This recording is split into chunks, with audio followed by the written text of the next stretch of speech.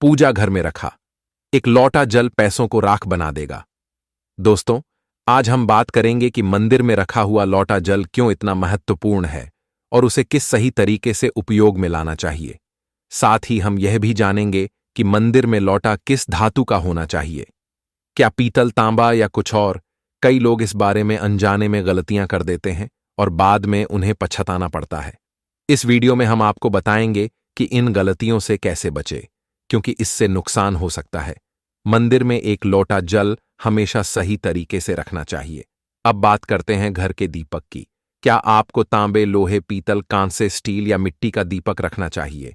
सही दीपक का चुनाव ना करने पर भी घर में परेशानियां आ सकती हैं और दीपक की बाती का चुनाव भी जरूरी है। क्या कच्चा कलावा ठीक है या फिर रुई या सूती धागा सही रहेगा? इन छोटी छोटी बातों की अनदेखी से पितृदोष, क्षण दोष, काल सर्प दोष या गरीबी जैसी समस्याएं हो सकती हैं। दोस्तों, यदि आप इस वीडियो को बीच में छोड़ने का सोच रहे हैं तो आप अभी छोड़ सकते हैं, लेकिन कृपया ध्यान रखें, अगर आप लक्ष्मी माता का अपमान करते हैं तो यह आपके लिए शुभ नहीं रहेगा। अब बहुत से लोग यह सवाल पूछते हैं कि मुख्य द्वार पर जल छिड़कने का सही समय और तरीका क्या है? क्या इसे स्नान के बाद करना चाहिए या बिना स्नान के भी किया जा सकता है? और क्या झाड़ू लगाने से पहले जल छिड़कना चाहिए? या बाद में एक और सवाल जो अक्सर पूछा जाता है वह है, क्या पीरियड्स के दौरान मुख्य द्वार पर जल छिड़क सकते हैं या दीप दान कर सकते हैं? और जब मुख्य द्वार पर जल चढ़ाएं तो इसे अंदर की तरफ से चढ़ाएं या बाहर की तरफ से? फ्लैट या किराए के घर में रहने वाले लोग भी पूछते हैं कि मुख्य द्वार पर दीपदान और जल छिड़कने का सही तरीका क्या है। आज का वीडियो इन्हीं सवालों के जवाब पर आधारित है। सबसे पहले हम यह जानेंगे कि घर के बाहर और अंदर दीपक जलाने के क्या फायदे हैं। खासकर घर के बाहर दीपक जलाने से जो 5 बड़े फायदे होते हैं वह आपको चौंका सकते हैं। भगवान की पूजा में दीपक जलाने का महत्व तो सभी जानते हैं। हिंदू धर्म में देसी घी या सरसों के तेल का दीपक जलाना बेहद शुभ माना जाता है तथा तिल के तेल का दीपक भी जलाया जाता है। लेकिन भगवान के सामने दीप जलाना केवल पूजा का एक तरीका नहीं है, बल्कि घर के अंदर और बाहर दीप जलाने से कई लाभ मिलते हैं। दीपक जलाने से न केवल सकारात्मक ऊर्जा उत्पन्न होती है, बल्कि 5 बड़े फायदे भी मिलते हैं। तो आइए जानते हैं। नंबर 1, पृथ्वी से अंधकार दूर होता है। घर में दीपक जलाने से न केवल घर का अंधकार दूर होता है, बल्कि यह नकारात्मक ऊर्जा को भी घर से बाहर कर देता है। जहां दीपक जलता है वहां सकारात्मक ऊर्जा का वास होता है। स्वाभाविक है कि जहां सकारात्मक ऊर्जा होगी वहां भगवान का भी वास होगा। इसलिए शाम होने से पहले दीपक जलाना शुभ माना जाता है। तेल से जलने वाले दीपक का असर उसके बुझने के बाद भी आधे घंटे तक बना रहता है, जबकि शुद्ध देसी घी का दीपक वातावरण को करीब 4 घंटे तक सकारात्मक रखता है। नंबर 2, दीपक जलाने का वैज्ञानिक लाभ। जब घर में शुद्ध घी या सरसों के तेल का दीपक जलता है तो उसके धुएं से घर के माहौल में सात्विकता आती है। यह धुआं हानिकारक कणों को नष्ट करता है और वातावरण को शुद्ध बनाता है। नंबर 3, सुख समृद्धि का वास। जिस घर में भगवान के सामने दीप जलाया जाता है वहां माता लक्ष्मी की कृपा बनी रहती है। ऐसे घर में सुख समृद्धि का वास होता है। दीपक को पूर्व दिशा में रखने से व्यक्ति दीर्घायु होता है और उत्तर दिशा में रखने से धन संपन्नता बढ़ती है। दीपक न केवल घर के अंधकार को दूर करता है, बल्कि हमारे जीव को भी प्रकाश की ओर ले जाता है। नंबर 4, बीमारियों को दूर भगाने में मदद। घर में दीपक जलाने से बीमारियां आसपास नहीं भटकती। परिवार के सभी सदस्यों को स्वास्थ्य लाभ मिलता है। खासकर अगर दीपक के साथ एक लौंग भी जला दी जाए तो इसका असर 2 गुना हो जाता है। यह त्वचा संबंधी बीमारियों को दूर करने में मदद करता है। नंबर 5, शुभ शक्तियों को आकर्षित करना। सनातन धर्म के अनुसार जिस घर में सुबह शाम दीप जलाया जाता है वहां कभी अंधकार नहीं होता। ऐसा घर शुभ शक्तियों को आकर्षित करता है। जलता हुआ दीपक शुभ शक्तियों को चुंबक की तरह खींचता है, जो घर के लिए अत्यंत लाभकारी होता है। तो दोस्तों, अब जानते हैं कि मुख्य द्वार पर जल छिड़कने का सही समय और विधि क्या है। अगर आप मुख्य द्वार पर जल चढ़ाते हैं तो आपको यह ध्यान रखना है कि जल को रात में सोने से पहले एक पात्र में भरकर रखना चाहिए। आप कोई भी पात्र ले सकते हैं, जैसे तांबे, पीतल, स्टील या चांदी का। यदि गंगा जल उपलब्ध हो तो उसे थोड़ी मात्रा में डालें और फिर शुद्ध जल से पात्र भर दें। अगर गंगा जल नहीं है तो केवल शुद्ध जल भी पर्याप्त है। इस जल से भरे पात्र को अपने घर की रसोई में रख दीजिए। सुबह उठकर इस जल का छिड़काव अपने घर के मुख्य द्वार पर करें। मुख्य द्वार पर सुबह सबसे पहले छिड़का गया जल घर की सभी समस्याओं को दूर करता है। यदि आप नकारात्मक ऊर्जा, मानसिक परेशानी, आर्थिक तंगी या वास्तु दोष से परेशान हैं, तो यह उपाय आपकी मदद करेगा। रसोई में रखा जल मुख्य द्वार पर छिड़कने से आपके घर की परेशानियां समाप्त हो सकती हैं। यह उपाय न केवल वास्तु दोष और पितृदोष को समाप्त करता है, बल्कि तंत्र मंत्र या बुरी नजर के प्रभाव को भी खत्म करने में सहायक है। इस उपाय को नियमित करने से घर में सुख समृद्धि बनी रहती है और बीमारियों से भी मुक्ति मिलती है। आपको यह जल सूर्योदय से पहले मुख्य द्वार पर छिड़कना चाहिए। अगर सूर्योदय के बाद आप मुख्य द्वार को अन्य जल से धोना चाहे तो यह कोई समस्या नहीं है, लेकिन यह विशेष जल सूर्योदय से पहले ही छिड़क दिया जाना चाहिए। अब कई लोग पूछते हैं कि क्या यह जल छिड़कने से पहले स्नान करना जरूरी है या बिना स्नान किए भी इसे किया जा सकता है। देखिए, जो जल हम सुबह मुख्य द्वार पर छिड़क हैं वह एक महत्वपूर्ण उपाय है। इसे स्नान करने के बाद करना आवश्यक नहीं है। सुबह जल्दी उठे, सबसे पहले रसोई में जाएं और पहले से रखे जल को लेकर मुख्य द्वार पर जाएं। मुख्य द्वार खोले और इस जल का छिड़काव करें। जल छिड़क समय अपने पितरों और मां लक्ष्मी का ध्यान जरूर करें। ऐसा कहा जाता है कि सुबह सुबह मां लक्ष्मी हर घर के द्वार पर आती हैं। जिन घरों के द्वार खुले होते हैं और जहां जल का छिड़काव किया गया होता है, वहां मां लक्ष्मी प्रवेश करती हैं। जल छिड़क समय अपने मन में मां लक्ष्मी से प्रार्थना करें, हे मां लक्ष्मी, कृपया मेरे घर में प्रवेश करें। मैं आपका स्वागत करने के लिए तैयार हूं। इसके बाद पितरों का ध्यान करें, क्योंकि घर की दहलीज को पितरों का वास स्थान माना जाता है। जब आप दहलीज पर जल छिड़क हैं तो पितर प्रसन्न होते हैं और उनका आशीर्वाद आपको मिलता है। स्नान करने की आवश्यकता नहीं है, आप बिना स्नान किए भी यह कार्य कर सकते हैं। अब आपके अगले प्रश्न की बात करें, क्या जल का छिड़काव झाड़ू लगाने के बाद करना चाहिए या पहले? इसका उत्तर यह है कि सुबह उठने के बाद सबसे पहला कार्य जल का छिड़काव करना चाहिए। इसके बाद आप झाड़ू लगा सकते हैं। सुबह उठते ही सबसे पहले बिस्तर पर बैठकर अपने दोनों हथेलियों को देखें और मां लक्ष्मी का ध्यान करें। यदि चाहे तो निम्न मंत्र का उच्चारण कर सकते हैं, कराग्रे वस्थे लक्ष्मी कर, मध्य सरस्वती कर, मूल्य तु ब्रह्मा प्रभाते कर। दर्शन, फिर दोनों हाथ जोड़कर देवी देवताओं को प्रणाम करें।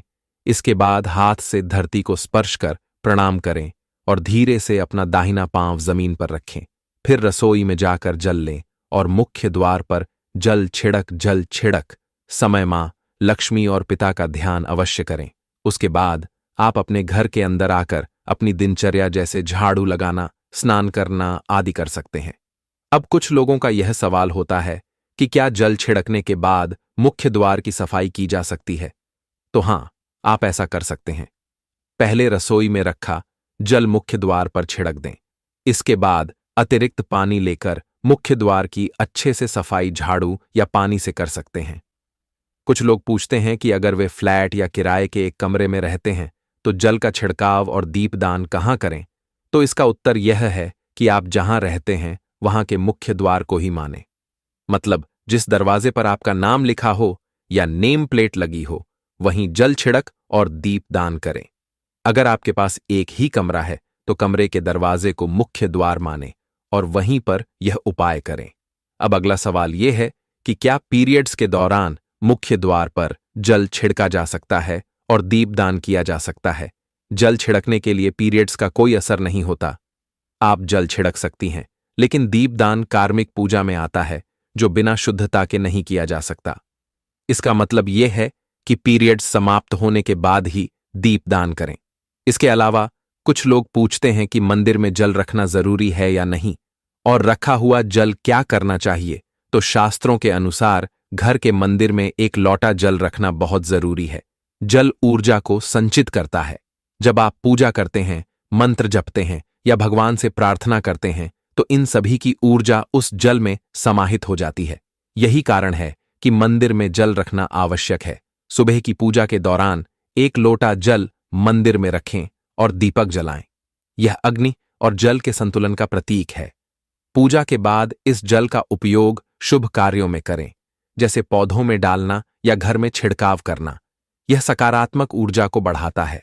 सुबह की पूजा के समय हम मंदिर में जल रखते हैं। अगली सुबह जब आप पूजा करने जाते हैं तो सबसे पहले उस जल का उपयोग करें। आप पूरे घर में उस जल का छिड़काव कर सकते हैं। यह जल आपके घर को शुद्ध करता है, क्योंकि यह सकारात्मक ऊर्जा से भरा होता है। इससे कई बीमारियां भी दूर हो जाती हैं और घर में नकारात्मक ऊर्जा का प्रवेश नहीं होता। अगर आप नियमित रूप से इस जल का छिड़काव करते हैं तो आपके घर की समस्याएं धीरे धीरे खत्म हो जाती हैं। कभी कभी लोग यह शिकायत करते हैं कि दवाइयां असर नहीं करती। ऐसे में अगर दवाइयों के साथ साथ रोगी को इस जल से पानी दिया जाए तो दवाइयां जल्दी असर करने लगती हैं। इसी तरह अगर परिवार में कलह और झगड़े रहते हैं तो परिवार के सभी सदस्य इस जल को थोड़ा थोड़ा पी सकते हैं। इससे धीरे धीरे सकारात्मक विचारों का प्रवाह शुरू होता है और घर में शांति और समन्वय आता है। अगर आपका कोई व्यापार है या दुकान है तो इस जल का थोड़ा सा छिड़काव वहां भी करें। यह आपके व्यापार को सफल बनाता है और किसी भी तरह की परेशानी से बचाता है, क्योंकि यह जल बेहद सकारात्मक ऊर्जा से भरा होता है। अब बात करते हैं कि मंदिर में जल क्यों रखा जाता है। जल को अमृत माना जाता है और यह देवी देवताओं के लिए विशेष महत्व रखता है। मंदिर में 1 लोटा जल रखना उतना ही आवश्यक है जितना कि आप रोजाना भोजन करते हैं। जब हम भगवान की पूजा करते हैं तो तांबे या पीतल के पात्र में 1 लोटा जल जरूर रखना चाहिए। यह जल एक सागर की तरह होता है और हमारे जीवन के दुखों को समाप्त करने में मदद करता है। यदि कोई व्यक्ति भगवान को रोजाना भोजन नहीं कर सकता तो वह मंदिर में 1 लोटा जल रख सकता है, जिससे उसकी पूजा पूरी होती है, ताकि भगवान इसे ग्रहण करें। और यह जल रूपी प्रसाद अगले दिन सुबह आप प्रसाद समझकर ग्रहण करें। लेकिन याद रखें, मंदिर में रखा जल कभी भी तुलसी में अर्पित नहीं करना चाहिए, क्योंकि यह जल सभी देवी देवता ग्रहण करते हैं। हाँ, अगर आपके घर में लड्डू गोपाल या राधा कृष्ण हैं और आप 1 लोटा जल उनके लिए अर्पित करते हैं तो आप अगले दिन यानी सुबह के समय वह जल तुलसी में चढ़ा सकते हैं। मंदिर में रखा जल अगले दिन यानी सुबह अपनी आंखों को धोने के लिए प्रयोग करें। इससे आंखों की रोशनी बढ़ती है और आंखों की बीमारियां दूर होती हैं। शास्त्रों के अनुसार जो लोग मंदिर में 1 लोटा जल भरकर नहीं रखते, उनके घर में अकाल पड़ जाता है, घर की स्थिति खराब हो जाती है, परिवार में मुसीबतें आ जाती हैं और गरीबी का सामना करना पड़ता है। आप चाहे तो 1 लोटा जल में फूल आदि डालकर रख सकते हैं, जो बहुत शुभ माना जाता है। मंदिर में रखा जल का एक और उपयोग यह है कि इसे घर की रसोई में खाना बनाने में या पीने में भी प्रयोग कर सकते हैं। लेकिन यह जल तभी इस्तेमाल करें जब आपके घर में सात्विक भोजन बनता हो। अगर लहसुन या प्याज का इस्तेमाल होता है तो इस जल का प्रयोग खाना बनाने में नहीं करें। इस जल को परिवार के सभी सदस्य थोड़ी थोड़ी मात्रा में पी सकते हैं और बचा हुआ जल आप घर के पौधों में डाल सकते हैं। यह जल व्यर्थ नहीं होता, इसके बहुत सारे उपयोग हैं। अगर हम सही तरीके से इसका प्रयोग करें तो यह हमारे जीवन की परेशानियों को सुलझा सकता है। मंत्रों से अभिमंत्रित जल बहुत शक्तिशाली होता है और हमारे घर के मंदिर में रखा जल देवताओं का आशीर्वाद होता है, क्योंकि वह हमेशा देवताओं के पास होता है। इस जल में सभी सकारात्मक शक्तियां समाहित होती हैं और अगर हम इसका सही प्रयोग करें तो यह हमारे जीवन में सकारात्मक परिवर्तन ला सकता है। मतलब आप जल को पी खाना बनाने, घर में छिड़काव करने में इस्तेमाल करते हैं तो इससे हमारी समस्याओं का समाधान होता है। और अगर कोई भी कार्य नियमित तौर पर किया जाता है तो हमें उसका लाभ जरूर मिलता है। कभी कभी करेंगे तो उतना लाभ दिखाई नहीं देगा, लेकिन अगर आप नियम बना लें कि हर रोज उसी जल से घर में छिड़काव करना है, घर के हर व्यक्ति को थोड़ा थोड़ा पीने के लिए देना है, बचा हुआ जल पौधों में डालना है, दुकान पर छिड़कना है, व्यापारिक स्थल पर छिड़काव करना है, बच्चों की किताबों और तिजोरी में छिड़काव करना है, तो आपको निश्चित ही चमत्कार देखने को मिलेगा। इसी तरह से जो रसोई में रखा हुआ जल होता है, उसका छिलका आप अपने घर के मुख्य द्वार पर रखें तो इसका लाभ बहुत जल्दी दिखाई देगा। लेकिन इसे अपने रूटीन में शामिल करना होगा और प्रतिदिन नियम से यह कार्य करना होगा, तभी आपको लाभ मिलेगा। कई लोगों के सवाल होते हैं कि मंदिर में रखा जल जब हम अगले दिन उठाते हैं तो उसमें कभी कभी कीड़े मकोड़े पड़ जाते हैं, तो क्या हम उसे ढक सकते हैं? हाँ, आप उसे पूजा के बाद किसी प्लेट या कटोरी से ढक सकते हैं। जब आप अगले दिन उस जल को उठाएंगे तो वह बिल्कुल शुद्ध और साफ सुथरा होगा। आप इस जल का प्रयोग किसी भी कार्य में कर सकते हैं। जब भी आप घर के मुख्य द्वार पर जल छिड़काव करें तो गणेश जी का मन ओम गणपत नमः जरूर बोले, और जो हमने आपको वीडियो में बताया है उसे ध्यान से समझकर अपने घर के मुख्य द्वार पर जल का छिड़काव करें। अब जानते हैं कि दीपक किस पदार्थ का होना चाहिए, लोहे का, तांबे का, पीतल का, कांसे का, स्टील का या मिट्टी का। आखिर घर में कौन सा दीपक रखना शुभ माना जाता है? अगर गलती से भी घर में गलत पदार्थ का दीपक रखा है तो पूरा घर अस्त व्यस्त हो जाएगा, कंगाल हो जाएगा और बर्बाद हो जाएगा। देखिए, स्टील के दीपक में पूजा करने से घर में शनि को नाराज किया जाता है। लोहे के दीपक से भी पूजा नहीं करनी चाहिए, क्योंकि इससे घर में गरीबी आ जाती है। बाजार में लुभाने के लिए कांच के दीपक भी आ गए हैं, लेकिन बिल्कुल भी गलती से भी घर में कांच का दीपक ना लाएं, नहीं तो राहु केतु आपके घर में आ सकते हैं और घर बर्बाद हो सकता है। कांच का दीपक शनि और राहु को नाराज करता है। तांबे का, पीतल का और मिट्टी का दीपक धन की देवी लक्ष्मी को आकर्षित करता है। घर में कोई भी अन्य प्रकार का दीपक लाना सही नहीं माना जाता। पीतल और मिट्टी के दीपक को शुभ और मंगलकारी माना जाता है, क्योंकि यह शनि और राहु केतु को प्रसन्न रखता है। साथ ही मंगल ग्रह का भी असर कम करता है। कच्चा कलवा और रुई से जलने वाला दीपक सर्वोत्तम होता है। जो लोग सूती धागे से हाथ पर बांधने वाली बाती तैयार करते हैं, उनके घर में समस्याएं और गरीबी आ सकती हैं। रुई और कच्चा कलवा का दीपक ही शुभ माना जाता है। अब जानते हैं मंदिर में घंटी क्यों बजाई जाती है। शंकर के मंदिर में घंटी बजाने का उद्देश्य क्या है? ताली क्यों बजाई जाती है? शास्त्रों के अनुसार जब भी आप मंदिर या घर में घंटी बजाते हैं तो शिव महापुराण, लिंग पुराण और विष्णु पुराण में कहा गया है कि घंटी का नाद करते ही जितने तीर्थ हैं, साधक जो साधना कर रहे हैं, जप और तप हो रहे हैं, जितने दान किए जा रहे हैं, उन सभी पुण्यों का फल उस समय आपके खाते में जमा हो जाता है। अब मंदिर में ताली बजाने का महत्व भी समझे। जब लोग भजन कर रहे होते हैं, साधना में होते हैं, अभिषेक कर रहे होते हैं या पूजा में व्यस्त होते हैं तो 3 बार ताली बजाने से उनका पूरा पुण्य हमारे खाते में आ जाता है, जिससे हमारा भाग्य उज्ज्वल हो जाता है। एक महत्वपूर्ण बात यह है कि घर में गरुड़ घंटी का नाद कर बेहद शुभ माना जाता है, मगर बच्चों को खेल के तौर पर घंटी नहीं दी जाती, क्योंकि घंटी का नाद करते समय सभी का पुण्य हमारे खाते में आ जाता है। इसलिए घंटी का नाद केवल पूजा और भजन के समय ही करना चाहिए। इसे खेल खिलौने के रूप में ना ले। मंदिर में घंटी बजाने का तरीका भी महत्वपूर्ण है। यह हमेशा प्रेम और श्रद्धा से बजानी चाहिए, न कि जोर जोर से। कई बार लोग मंदिर का पट बंद होने के बाद भी घंटी बजा देते हैं, जिससे पाप लगता है। अगर भगवान मंदिर में विश्राम कर रहे हैं तो उस समय घंटी बजाना गौर पाप माना जाता है। मंदिर बंद होने पर घंटी को रस्सी से बांध दिया जाता है ताकि वह न बजे।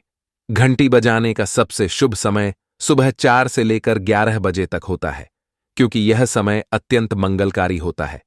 इसके अलावा शाम 6 बजे से रात 11 बजे से पहले भी घंटी बजाई जा सकती है।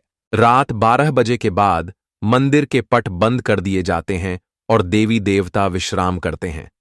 इस समय घंटी बजाना पुण्य के बजाय पाप का कारण बन सकता है। दोस्तों, आज की जानकारी आपको कैसी लगी? कृपया कमेंट करके हमें बताएं।